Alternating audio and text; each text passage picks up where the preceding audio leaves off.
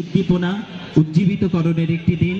গোটা একটি মাস ধরে শিক্ষার্থীদের ক্রীড়া প্রতিযোগিতার বিভিন্ন পর্বে তারা উত্তীর্ণ হয়ে চূড়ান্ত পর্বের আজকের এই প্রতিযোগিতা এবং পুরস্কার বিতরণ। আমরা প্রধান অতিথি জনাব এইচ.এম.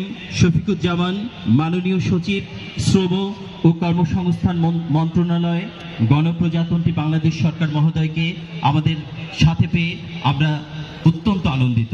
আমাদের মাঝে রয়েছেন বিশেষ অতিথি হয়ে জনাব মোহাম্মদ মঞ্জুর মোর্শেদ আলম, ডিআইজি, বরিশাল রেঞ্জ, বরিশাল।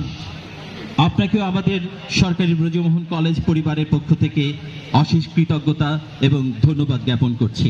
আমাদের মাঝে রয়েছেন জনাব Mohammad Shafiqul Islam, police commissioner, Barishal metropolitan police, Barishal মহোদয়। রয়েছেন জনাব মোহাম্মদ শহীদুল ইসলাম, নির্বাহী প্রকৌশলী, শিক্ষা প্রকৌশলী অধিদপ্তর, বরিশাল।